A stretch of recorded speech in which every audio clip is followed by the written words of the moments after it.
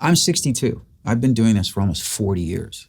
Dude, if I can look even half as good as you at 62, shut up. Well, you're going to keep your hair, obviously. It's too much. I have to get it thinned out. But that's a big part of it. But I'm dead serious.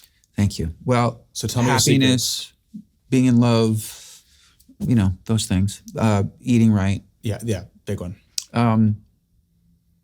But I've been doing this for almost 40 years. And so I don't know how many people you hang out with who have been in the business for a long time, like I have been, but I'm much more fascinated about how you and artists like you traverse this industry in the form that it's in now. That's much more interesting than you asking me how it was, because it's never going to be the way it was. And I can tell you great stories about the heyday. Or as Lucas has, I've quoted Lucas so many times years ago. I was having dinner with him and a couple of his buddies who were all musicians and songwriters, probably some guys you know. Mm-hmm. And the conversation came up about streaming and how there's really it's not a big financial windfall anymore. It's a really bad. I mean, that's putting it lightly. Yeah. And Lucas said, yeah, like, I remember like when Dad would write a number one song, he could buy a house. Oh, man. And now, if we have a number one song, maybe we can buy a case of Nutrageous bars. not Nutrageous. And maybe not even Nutrageous. And get a Granville in Studio as City. Funny as that was, there was truth in it, which was really heartbreaking.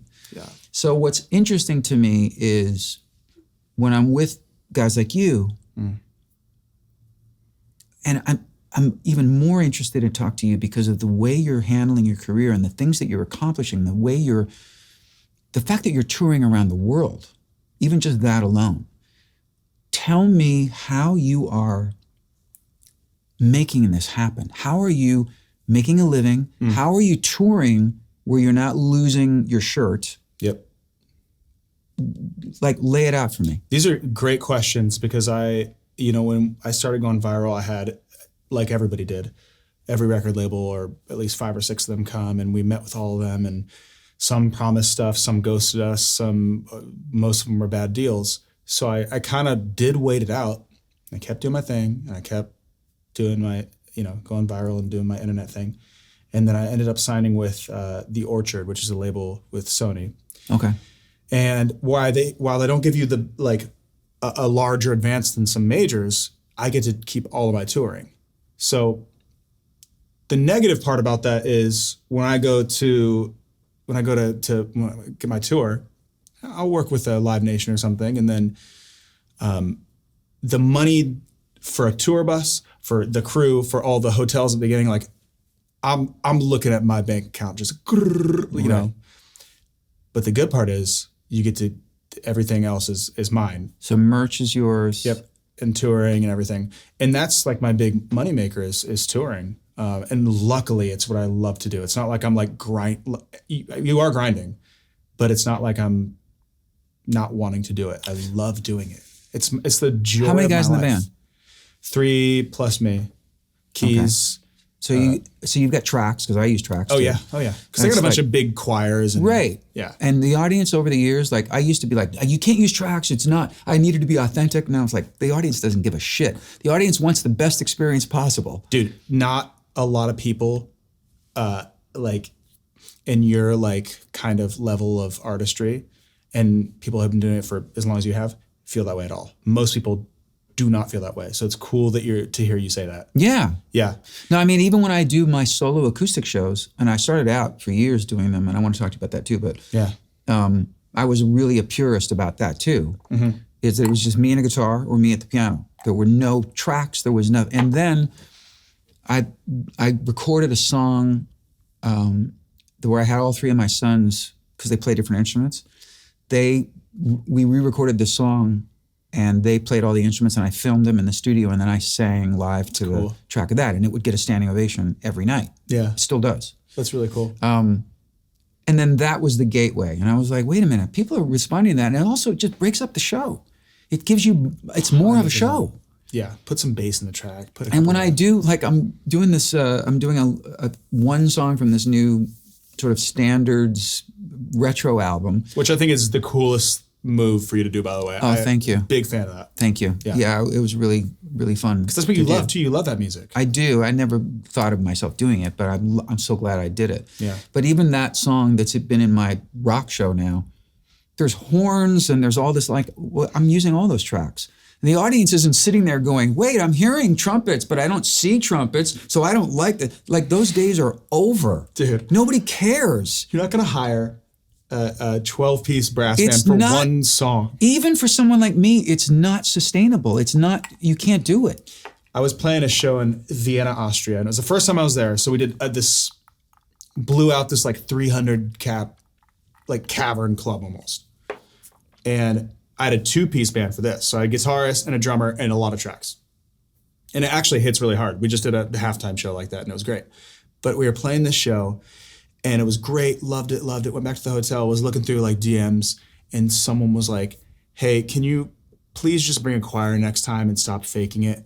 And I was like, and I responded, I said, yeah, no worries. And should I just send you the bill? Or My Venmo is... And he laughed. Luckily, he laughed and thought it was funny. But yeah. I was like, man, it's not it's hard. It's hard. Everything's expensive now. Yes, but that's why I want to zero in on this conversation for the people who are going to listen to this and watch this. Sure. You are out there, and this is just factual. You've had, you've got songs with good streaming numbers and everything, but you haven't yet had the song. Not had the hit. That everybody knows and that was like a big chart thing, right? And yet you're out there touring, not just domestically, internationally, all the time, playing great venues, and you're grinding, but you're doing it, and you're doing it, and you're doing it, and you're building a fan base, and you're building a reputation. What people don't understand is that all those bills you have to pay. Yeah. Your band, their hotel room. The flights. Their per diems. Yeah. You have to pay for, in some of those gigs, I bet you have to pay for some backline items that you want. Like if you want to have video screen, that's going to come out of you don't necessarily have to pay for it. It comes out of the advance. But it comes out of the advance. You're going to make less money. Yeah. To make a living doing what you're doing on the level that you're doing it right now is really, really hard. Yeah. So it's so, admirable, but it's a testament to how much you believe in you and how much you believe in the dream. I think if you put it that way, yeah. I think sometimes I don't even think about it, and I just, it's actually really, really great. It's nice to hear you say that. Thank you for saying that, because it's hard to kind of step back and look at, the fact that all these shows and places and venues that I've been this year and played, and it's a very, I'm learning things as I do it. I'm learning what makes more sense to pay for, and hey, don't wait till a month before to buy the flight. There's certain things to do. Right. Learn that one. Right. Especially if it's coming from LA to Dublin, Ireland, yes. then maybe, you could save $1,000 there. Yeah. But there's just, it's nobody knows that. People don't understand it. Yeah. People don't understand what it costs to make a record. No, they don't. Even if you're just making a record in somebody's apartment. It doesn't matter. People want and should be paid for their time. Yes. Producers and mixers. And mixers and players and mastering, and then you always got to get sweet green and a coffee every day. Exactly. And then it's let's go to dinner at La La. Right. Yeah. You could spend, the fact that I'm even saying this, you could spend $1,000 to make a record, and you won't make that back. I don't like hearing that. No, but I'm saying that's reality. That's the reality of our business. I know. So but I'm only saying that not as a bummer or as a downer. I'm saying that for people who don't understand that even if you spent only $1,000 to record, put everything what we call in the box, which is all computerized, it's all sequenced, it's no live humans playing no tape. It's just your voice, which is authentic, which is your real voice. But you and I could make a record tomorrow, right? Mm-hmm. And we'll produce it together, so we don't have to hire a producer. Yep. I work for free. Yep. But we have to get it mastered. We have to we want a proper engineer because the programmer isn't as good as whatever it is. Yeah. And we only spend $1,000 to get a really hugely beautifully produced track, Yeah. the likelihood of you earning $1,000 on that song is microscopic now. And people don't understand that. Yeah, in like a proper amount of time, yeah.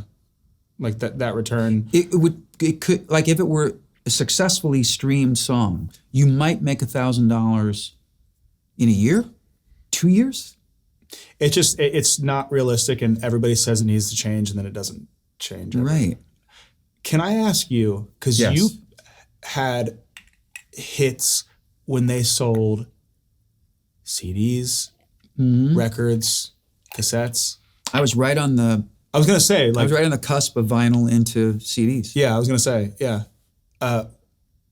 You had it had to have been way better financially. Oh my God. Fuck. It was insane. I'll take a drink to that one. Well, no, I mean, you would make, this is the difference. This La Familia is so good, by the way. It's the favorite, It's right? the best. Come on, right here. Let's give him some amazing. love. Because It's you never see this in a bar or in a restaurant. It's sweet. I feel like I need to do a Richard Marx signature, Mi Familia. Just saying out there, your rep. Clip it, call? post it, What's it called? cut the check. Yeah. Do you know currently? You might know, because I don't know, what the current streaming Yeah, it's royalty rate is per well, stream? per stream it's 0.0004 or something, but per million, it's like around $4,000 in Spotify, and 1 million streams for a new artist is almost impossible to reach. Like Right. getting 1 million streams is awesome, Right. and amazing, and so cool. But it's like 1% of artists. Like, it's hard to get 1 million streams. You can't put out a song. It's just unrealistic. So when I was making records, to answer your question, Yeah. my first deal, because I got rejected by every label over and over, based upon songs that became huge songs. So it took me about 4 years of getting Endless Summer Nights rejected and Should Have Known Better rejected, and it took 4 years to find some guy that just heard all the songs that everybody else rejected and really loved them and signed me to this, what was the equivalent of an indie label at the time. Yeah. But it was distributed by EMI, which was a big label at the time. So my first deal, 1980, I was signed in 86, the album came out in 87. It was a 1-album deal. They paid me $60,000 advance. I made the record for $50,000, so I put 10 in my pocket. I was very proud of that. I made my first album for $50,000. I was gonna say, they gave you 60 and then they also paid for the record. No, they gave you 60 altogether. 60 including, that was, they gave me 60 No grand. tour support. Nothing. Yeah. Just a check for $60,000, and I had to make the record out of that. Where'd you make it at? I made it mostly in this little, the shitty room at Capitol Records, Oh, right. Yeah. which was a great studio. Yeah. But it was like not the premier room. It's cool that you're in Hollywood. Yeah, but I would go in there it's like these old stories you hear. I was one of those people. I would come in at midnight Oh, really? so that I could get the cheapest rate, or I could get the engineer to work for half price, and we would work from midnight to 8 a.m. and then they'd kick us out because they had an actual artist coming in. Like, it was bare bones. That's right? a cool story, though. And then I had a lot of luck. I had Joe Walsh heard a demo of one of the songs and wanted to play guitar on it, and that was the first single. So it was like, there were all these stories that happened that were just beautiful He's so gifts that showed up. Yeah. But the financial aspect of it was that because the first album blew up and was triple or quadruple platinum at the end of the day, whatever it was, they came back and were like, well, we want to do another album. And it was like, now the ball was in my court. And the first thing I negotiated was a higher royalty rate on my albums.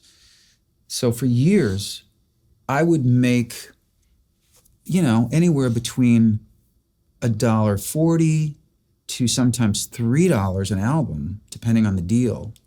So if you're selling millions of albums, that's real money.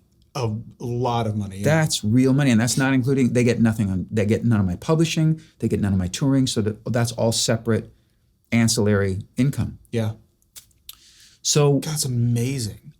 But the fact that a guy like you and my sons, who are all musicians and songwriters, look at me and they'll go, that's amazing. Like you guys can't even comprehend that. No, not even. It's heartbreaking for me. It's so fucked because there has become this shift over the last 15 years or so where people don't understand that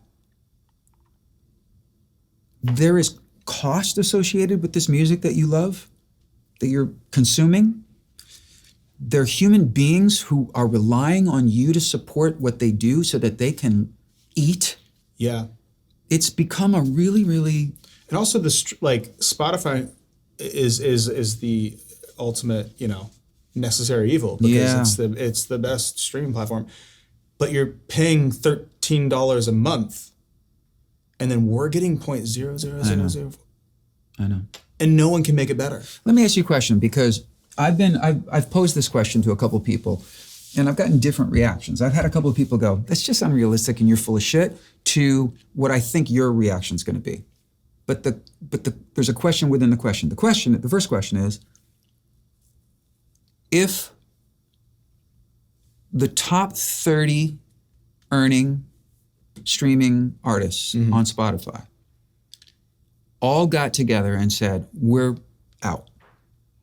Until you make the streaming royalty rates commensurate with or equivalent to what sales royalties used to be 15, 20 years ago. Even a quarter. Or, okay, but let's just say, let's just beat our chest and go, no, we want what we got. That was fair. Yeah. We weren't being overpaid. That was what the royalty rates were. That is fair, by the way. Okay? Yeah. If the top 30 earning artists on Spotify all banded together tomorrow, how fast do you think that deal would get done? Not very fast. No. You really? I don't think so. You think that they would cave? The artists would cave? I don't think, well, I think I'm being too realistic. It could happen, but they would never do that. And the record companies would never let them. I know, maybe I'm answering like everybody else, but I'm a little jaded. It drives me fucking crazy because it would take one day. You think so? It would all change in 24 hours. If those 30 artists all agreed to do that together. Like, if I were on the level that I was 30 years ago, and we were in this situation, I would be reaching out to the 30 other artists who were all, we 30 control the industry. We are the biggest selling artists, all 30 of us. Even top We're 10, all going to do this thing together. Yeah. We're going to form a coalition, and we're going to demand this. And guess what? Spotify and Pandora and every other streaming platform is going to fucking cave like that. I mean, yeah. And it would be awesome. And they won't do it. Why won't they do it? I don't know. I think maybe because they want to be, streaming platform darlings. But they would be heroes. They would be lifetime heroes. It's crazy because I have this song that, I've never had a hit, but it's the first song that ever kind of like moved the needle for me. My song Drama. And so good. Thanks, man. And it's the first original that people have come up to me in a Trader Joe's and we're like, I like your song, this song. And I think it's got, I guess just on Spotify, it's got 8 million streams, which is like a lot for me. Yeah. And if I had if we had the same, I could buy a house off that song. Yeah. You know what I mean? Yeah. Like. Yeah.